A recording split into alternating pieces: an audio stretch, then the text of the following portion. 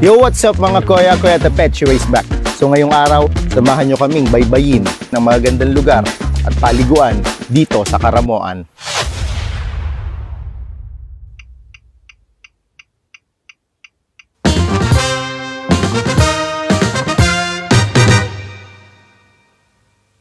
Mula Naga City patungong Karamoan ay bumiyahe lang naman kami ng mahigit kumulang 4 na oras. Hindi biro ang biyaheng naranasan namin dahil sa walang katapusang lubak at malalang zigzag road na nadadaanan namin. Wala din naman ibang daan kaya talagang tsatsagain namin ang kalsadang ito at tinabutan na nga kami ng dilim noong kami makarating. Sa tinagal-tagal. Ano, ngayon tayo mag-usap-usap kung sinong mali. Tagal-tagal lang biyahe natin. Bumangon kayo dyan. Bumangon kayo. Pag-usapan natin lahat. Sino nagsabi liliko at sinong hindi nagsabing hindi liliko? Ang sabi lampas, kaya bumalik kayo. Oo. Kaya nga kayo bumalik kasi lampas tayo. Alam mo yung nakakainis, boy? Naabala ko yung baklang nagchichinsanso, boy. Ang biyahe to, layo. At pagkatapos nga ng halos 4 kalahating oras ata yung biyahe namin, nakarating na kami dito sa Karamoan, dito sa transient na tutuloyan namin. So ayun, bukas island hopping kami. So update na. Parang nagkatitigan kami. Lalaki! Saan kayo nagkatitigan kami? Sa tayo! Ay, hindi. Parang kami na ako dito sa salamin. Tapos pagtingin ko, laki. Gano'ng kalaki? Laki nga. Pagtingin mo nagchichinsanso siya. Naabala ko yung baklang nagchichinsanso. Magsasama pa kami. Kailangan ko malaman kung nasan. Tsaka yung pulso natin. Hulaan ka. Huwag mo kami nagising. Wala na. Dahan-dahanin mo kasi baka tumakbo. Ayun, wala na, babe. Ayun. Ang laki! Oo nga, dapat mapatay mo, David. Tamo, ginaganon mo naman. Alis mo ko dito.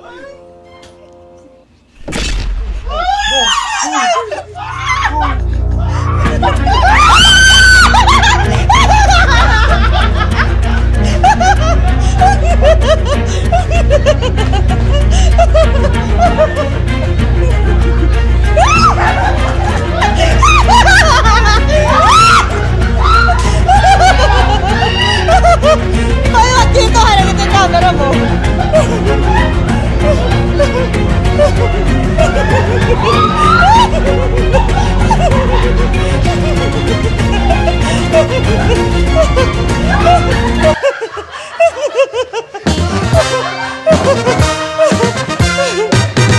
So this is our day 2.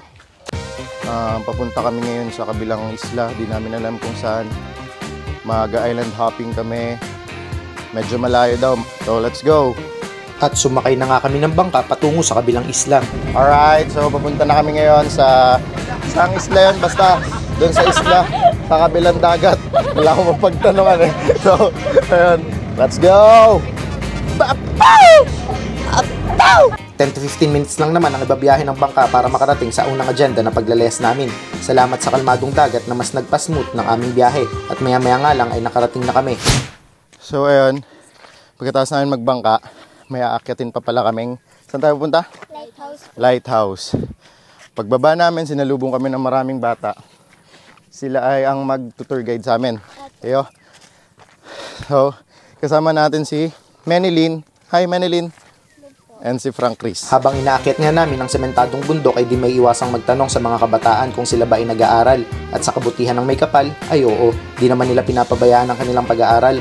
Nagiging sideline lang naman daw nila ito nang sa gayon ay mayroon silang pera na kahit papaano ay may aabot sa kanilang mga magulang. At pag-akyat nga namin sa tuktok, ganito na ang bumungad sa amin. Isang napakagandang tanawin, may dagat na hindi pwedeng paliguan dahil dito daw nila pinaparami ang mga pawikan na alaga ng kanilang lugar. At sa aming pagbaba ay mayroon palang mga batang nag-aantay sa amin.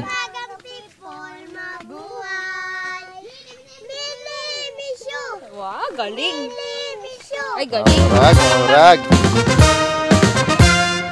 So yun, papunta naman kami sa next island. Another travel na naman sa napakalupit na bangka.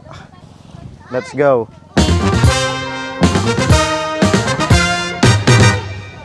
Nung bata pa ako, gantong-ganto ako. Ganyan na ganyan ako. Tumatakbo ako sa ganto. Diba? Para akong prinsipe, wala akong pera ay. Bigyan sana kita para akong prinsipe pala. Wala lang akong pera. Yun, para pa akong hari. Ang pugi ko pa. Nakanang talaga namang Nilahat mo na, nilahat mo na. Babay po, sir, ang pogi niyo para po kayong prinsipe, ang pogi-pogi niyo. Oo, wala akong dalang pera. Next time, pagbalik namin. SK, ang pogi mo daw! Baka may pera ka dyan. Ang galing ng mga bata dito kasi wala naman silang cellphone para matuto mag-picture pero may talent talaga sila. Magaling, magaling. At sa pagsakay ng aming bangka, may isang batang sumigaw na ikinalambot ng aming puso.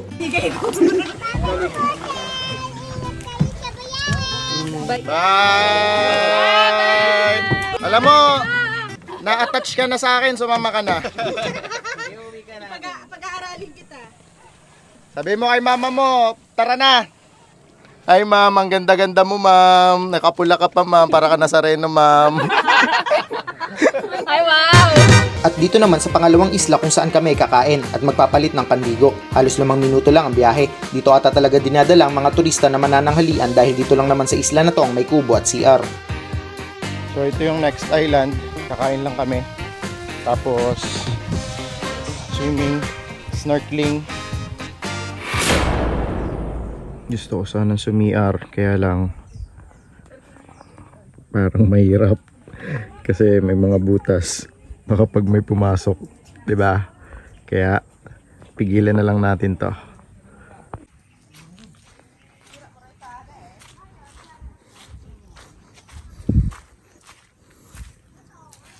Panalo sana, oh. Pwede sana. Kaya lang one silip, boom. 'Di ba? Panalo. Wag na lang. Tiisin ko na lang 'to. Kaya ko naman. Kaysa makita na ako ng ibang tao.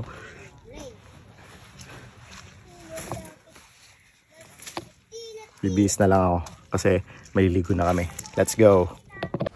So tapos na kami mag-lunch. Papunta naman kami sa sandbar. Ang init kasi 12 na ng tanghali. Oh my god. Pinapacheck ko sa kanila kung okay na yung sunscreen sa mukha ko. Naglagay kasi ako walang salamin. Mukhang okay naman na, di ba? Hindi naman maputi. At ang susunod na destinasyon, ang sandbar ng Karamoan. Sa kasamang palad nga lang ay di namin naabutan ng sandbar na to. Talon, malalim. Sinabi ng sandbar, tinalon mo pa.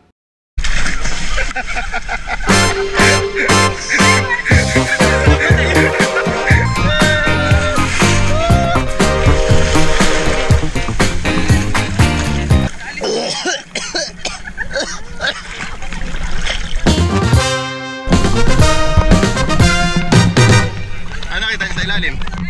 Ha? May coral? Ito. Uy, tayo yan. Uy, tayo, lumambot to.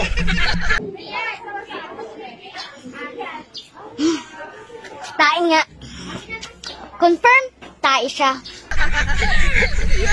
Tayo, uy.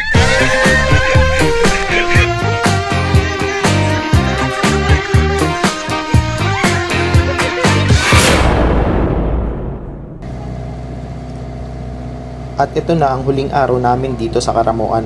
At ito na rin ang magagandang isla na ipinagmamalaki ng kanilang lugar. Andito tayo ngayon sa Laos Island. Ang ganda dito. Ganda ng rock formation niya. Tapos wala lang. Halika. Samahan niyo ako, tara. Dito, halika. Alas 7 ng umaga na nga nang kami makarating sa isla na to. Inagapan talaga namin para masolo namin ang lugar. Maganda naman at worth it naman ang biyahe namin. Sa ganda ng isla na to, meron talagang mga taong hindi natin mapagsasabihan. Sinisira nila ang ating kalikasan. Katulad nitong mga to. Dapat tinatapon natin sa tama para mas gumanda ang atin. Bye. Solid dito, maganda. Tapos mayroon ditong spot na parang pwede kang magtayo ng mga tent, ganon. Mag-camp, pwede kang mag-camp. Yan. Diba? Tapos ikot ka lang. Doon, may dagat doon. Tapos parang hati siya sa gitna. Then may dagat ulit dito. Diba ang angas?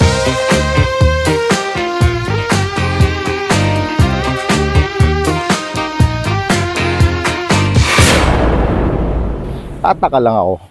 Bakit sa lahat na napuntahan namin ng mga island or kung saang lugar usong-uso yung mga human drone. Dito may nagalok na naman sa atin mag-human drone. Subukan natin. Tingnan nyo in 3, 2, 1, let's go!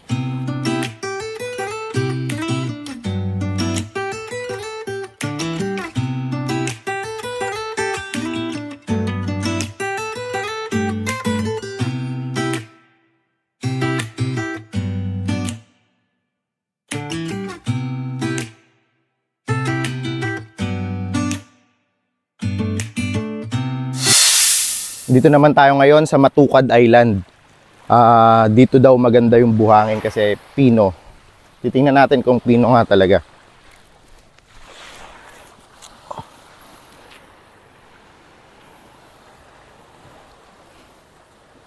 Para siyang harina. Sa mga maliligo, sa mga may hilig mag-beach, magdala kayo palagi ng ekstrang rash guard. Huwag kayong gumaya sa akin. Ang baho, amoy paa. Ginamit ko kasi ito kahapon. Binilad ko lang. Tapos ngayon, iba yung amoy. Kaya, don't try this.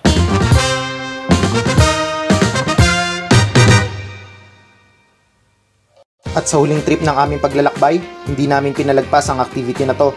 Aakyatin lang naman namin to dahil sa tuktok na to ay may isang kwentong hindi nyo paniniwalaan. Nakakapagod. Ang taas niya. Pero kaya natin to. Kaya naman hindi kami nagdalawang isip na akyatin ang mataas na lugar na to. At dahil may mga babae kaming kasama at nakikita na din namin na nahihirapan na din talaga sila, ano nga ba ang meron dito? Bakit isa ito sa napili nilang spot o activity na pwedeng puntahan?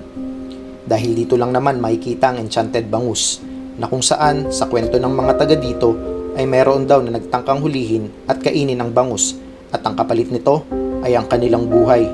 Nakakilabot, at noong naakyat na nga namin ay talaga namang masasabi kong napakaganda. Higit ng 2 dekadang naninirahan ang mga bangus sa lagoon na ito, at meron lang namang napakaliit na butas kaya hindi sila makalabas dito. Ito yung tinatawag na Matukad Lagoon Enchanted Bangus. Ito yung bangus, oh. Ayun yung bangus. Kita nyo ba yun? At di na nga ako nagdalawang isip na tanungin ang tour guide namin na itago natin sa pangalang Kuya July kung ano ang nangyari doon sa mga nabigyan ng nasabing kumuha ng bangus sa lugar na ito. Kuya, so kang bangus na kinakan ng ng mag-ama, 'di ba? Nagadan sa mag-ama. So pinagtauan kang bangus. Ayun ang may panaaraman ko sa nagawa. So nakakaaraw natin so may siguro nakakuha nito. Dahing balita na na may nagadan bukod dun sa duwa. Ikaw, naniniwala ka ba sa kwento ng Enchanted Bangus? Kung hindi, mapanaginipan mo sana siya. At sa lahat ng nanonood, maraming salamat hanggang sa susunod na video.